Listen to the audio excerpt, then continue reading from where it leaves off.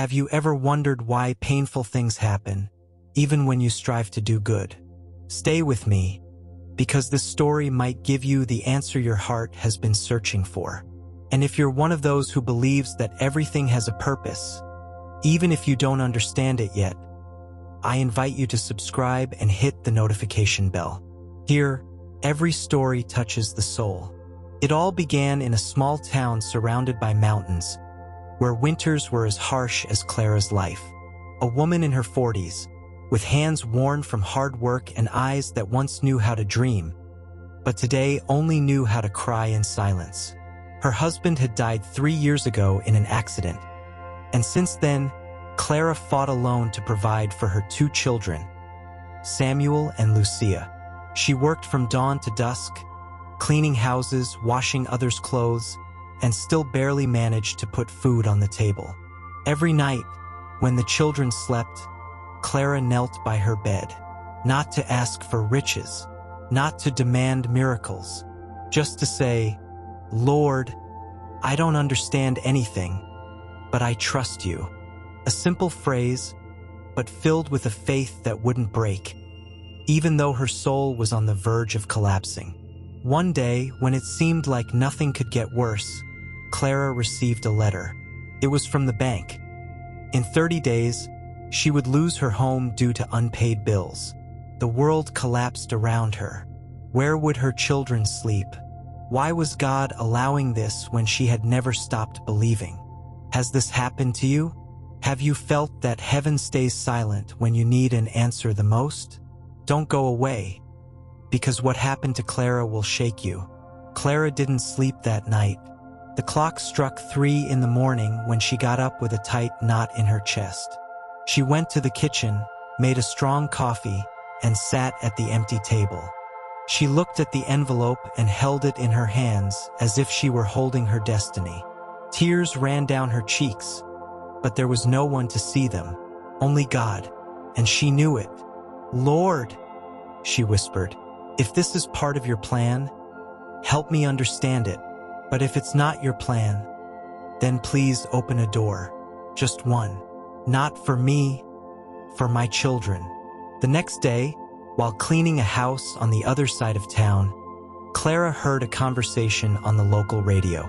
A woman was talking about how she had overcome ruin, how she had lost everything, and how God had surprised her just when she thought there was no way out. Clara stopped to listen. She didn't know that voice, but every word pierced her deeply. And then, something curious happened. When she finished her work, the owner of the house, an older woman whom Clara barely knew, offered her something strange. "Clara, I saw you differently today. Are you okay?" "No, but I'm alive," she replied, trying to smile. The woman nodded slowly and went to get something. She came back with an envelope. "This is not charity. It's obedience. God put it in my heart to give it to you. I don't know why, but I know you need it." Clara trembled. She thanked her with a broken voice and didn't open the envelope until she got home. Inside, there was exactly the amount she owed to the bank. She collapsed to her knees. She couldn't believe it. Coincidence? Luck? No, it was an answer. And if you've ever felt that God arrives late, stay. What's about to happen will show you that nothing happens in vain. Clara didn't say it out loud, but that night she knew something had changed. Not just because of the money, but because, for the first time in a long time, she felt she was not alone. There was a presence that listened to her, that saw her effort, her tears, and that, in silence, acted when she needed it the most. She paid the debt, and with it, she gained something more valuable than a house: peace. Weeks went by. Life was still hard, yes, but it no longer felt the same. There were tough days, cold days, but now, Clara left the house with a quiet smile and a phrase she repeated in her mind every morning: "Nothing happens in vain." And then, without looking for it, a new opportunity knocked on her door. While she was cleaning an office, one of the employees heard her talking with her daughter on the phone. The tenderness, the patience, the loving tone with which she spoke caught his attention. "Do you always talk like that with your children?" he asked her, not knowing her very well. "Of course," Clara replied. "They are my greatest treasure. You know, we're looking for someone for reception. No experience needed, just someone reliable. Would you be interested?" Clara thought it was a joke. "Reception? I've only cleaned houses. Faith moves mountains," the man told her, "and you can tell that you have a lot of it." She agreed to try. They trained her. She learned quickly, and in less than 2 months, Clara already had a decent salary, a more human schedule, and even time to take her children to school. Do you see what's happening here? When everything seemed lost, when the silence hurt more than the poverty, God was already weaving a plan that Clara never would have imagined. And you still haven't seen the end. A year later, Clara's life was different. She hadn't become rich. She didn't live in a mansion. But something inside her shone brighter than ever. It was the certainty that God hadn't abandoned her. And the most incredible thing was that now many people approached her seeking advice. The woman who once cried in silence now comforted others. In the office, her coworkers said Clara had something special. A calmness, a peace, as if she carried with her an invisible light. One day, they invited her to share her testimony at a small local church. She had never spoken in front of a group. Her hands shook. But when she stood before that humble congregation, the only thing she said was, "I am proof that God is never late. He only acts when his purpose is ready, and when our hearts are too." And in the silence of the room, a woman in the last row began to cry. She was young, a single mother, desperate. After the service, she approached Clara and said, "Thank you for speaking. I was going to do something crazy today, but you restored my faith." "Don't thank me," Clara replied gently. "Thank the one who never leaves us, even when everything seems dark." And in that instant, Clara understood everything. Those days of pain were not in vain. Every tear, every sleepless night, every unanswered plea, it all had a purpose, to be a testimony for others. Because sometimes, God allows us to go through the storm, not to punish us, but to prepare us, to turn us into light in the midst of other people's darkness. Life was no longer perfect, but Clara didn't need it to be perfect anymore. Only real, purposeful, and sustained by faith. Sundays became her sacred moment. She never missed church, and her children grew up seeing their mother not only as an example of struggle, but also as a living testimony of God's love. One afternoon, while they cooked together in the small kitchen where she used to cry for not having anything to give them to eat, her son Samuel, now 11 years old, asked her, "Mom, why do you say God saved you if we never saw him coming?" Clara knelt down to his height and looked at him with tenderness. "Because God doesn't always appear with wings or shining lights, son. Sometimes he comes disguised as a letter, or as an elderly woman with an envelope in her hand, or as a stranger who sees something in you that you yourself had forgotten. So everything bad that happened to us was part of the plan?" "Yes, Samuel. And although it hurt at the time, today I know that nothing happened in vain." The boy nodded, as if something very big was being engraved in his heart. And without knowing it, that seed of faith his mother had sown with tears was beginning to bloom in the next generation. Dear viewer, if you're watching this story and going through a moment where everything seems dark, don't give up. God isn't done with you.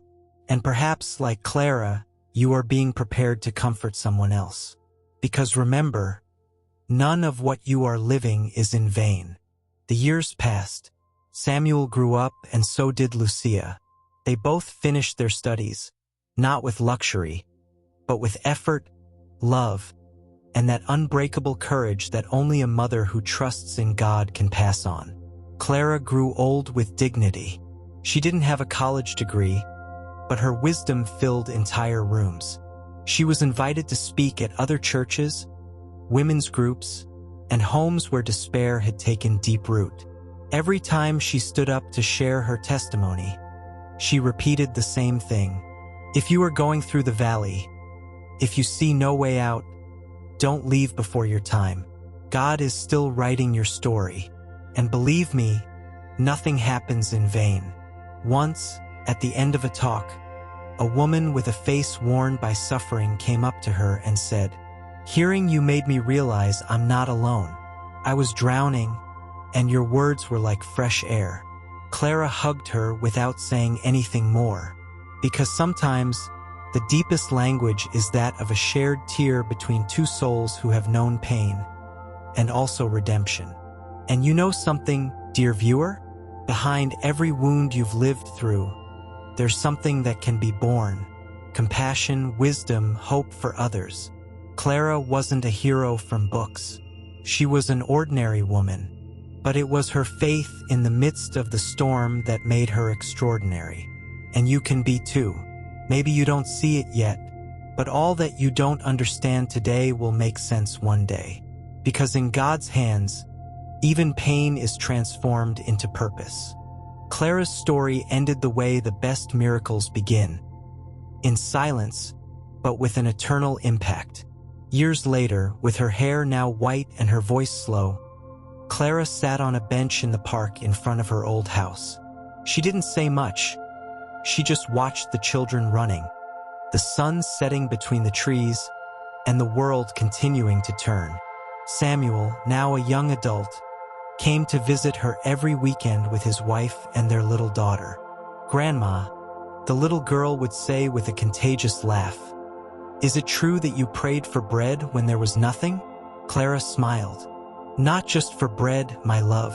I prayed for strength, for faith to keep going."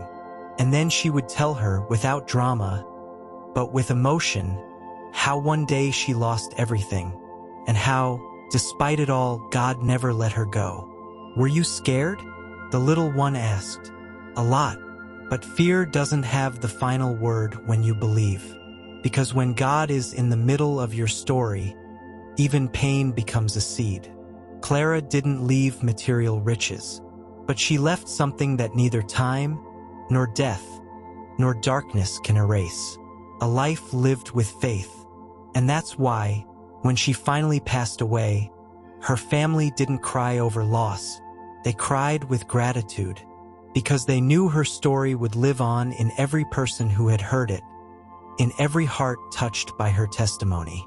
And you who have come this far, listen closely. Everything has a purpose. Every tear, every blow, every moment when you thought about giving up, God is using it, even if you can't see it yet. If you've made it this far, it wasn't by chance. Maybe this story found you just when your heart needed a sign. Maybe you're in the middle of your own storm, feeling like no one sees your struggle, that your prayers are lost in the void, that your strength is running out. But listen closely. Nothing you're going through is in vain. Every tear has value. Every silence holds an answer. Every dark night hides a dawn that you can't yet see. God hasn't forgotten you. He hears, he sees, he cares, even when you feel like everything is in ruins. Clara lived it. Many have lived it. And you will live it too. Maybe today you don't understand the why, but the day will come when you understand the for what. And then, you will look back and say with confidence, "Thank you, Lord, because even in my pain, you were working." Before I finish, I want to ask you something important. Subscribe to this channel. Not for numbers. Not for trends. But because here we share stories that tell, that lift you up, that remind you that you are not alone.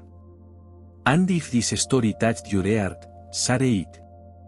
Maybe someone on the edge of the abyss needs it today. And never forget. Even if you don't understand what you're going through right now. Nothing happens in vain.